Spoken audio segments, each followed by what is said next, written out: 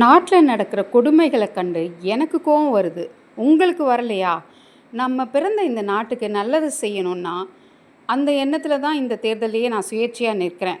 உங்களுக்கு இந்த நாட்டின் மீது அக்கறை இருந்தால் என்னை வெற்றி பெற செய்யுங்கள். பொள்ளாச்சியில் 900 பெண்களை மிரட்டி கற்பழித்து அதை வீடியோவும் எடுத்து மிரட்டி அந்த பெண்களையும் அந்த பெண்களோட குடும்பத்தையும் எவ்வளோ டார்ச்சர் பண்ணியிருக்கு இந்த பெரிய பெரிய கட்சிகள். அந்த கட்சிக்கு தான் ஓட்டு போட போகிறீங்களா? சரி, அந்த 900 பெண்களில் உங்கள் அக்கா இருந்தால் அதிமுக அந்த கட்சிகளுக்கெல்லாம் நம்ம வீட்டு பெண்களுக்கு இந்த நிலைமை வரக்கூடாதுன்னா அது தடுக்க நினைக்கிற எனக்கு ஓட்டு போடுங்க. என்னால் இந்த வேளச்சேரி பெண்களுக்கு பாதுகாப்பான தொகுதியாக உருவாக்க முடியும். ஸ்டெர்லைட் போராட்டத்தை மறந்துட்டிங்களா?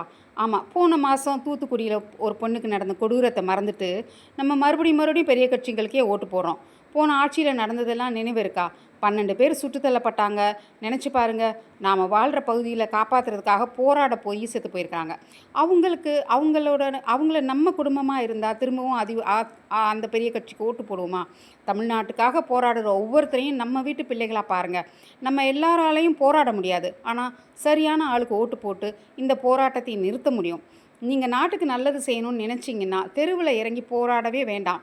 குறைந்தபட்சம் பெரிய பெரிய கட்சிகளுக்கு ஓட்டு போடாமல் சுயேட்சைகளுக்கு ஓட்டு போடுங்க. பெரிய கட்சிகள் திருப்தியாக இருக்கா?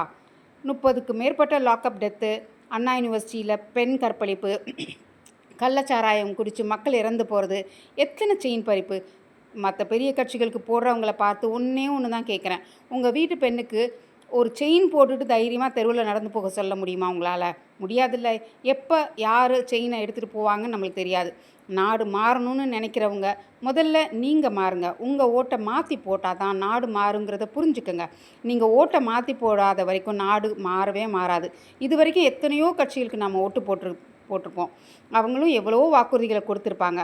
அதையெல்லாம் நிறைவேற்றிட்டாங்களா? நிறைவேற்றாத வாக்குறுதிகளை பற்றி தான் நீங்கள் போய் கேட்டீங்க. ஐயோ, பெரிய கட்சி எம்எல்ஏலாம் நம்மளால் கேட்க முடியாதுங்க.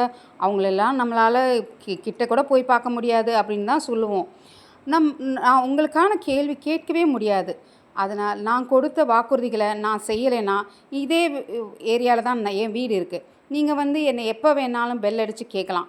உங்களை தடுக்க என் வீட்டில் எந்த அடியாலும் இருக்க மாட்டாங்க. நான் உங்களால் தேர்ந்தெடுக்கப்பட்ட ஒரு பெண். நீங்கள் தான் என்ன மாற்றம் ஒன்றே தீர்வு. நாம் மாறாமல் நாடு மாறாது. செய்கிறது தான் ஒரு முறை என்னோட ஓட்டை மாற்றி வேலையை நான் சரியாகவே மாறும் பாருங்க. தமிழ்நாட்டின் மாற்றம் நம் வாக்கில் இருந்து ஆரம்பிக்கட்டும். ஓட்டு சரியான ஆளுக்கு போட்டால்தான் நாடு சரியாகும். ஏரிகளை காப்போம், வீடுகளை மீட்போம். பெண்களின் பாதுகாப்பே நாட்டின் பாதுகாப்பு.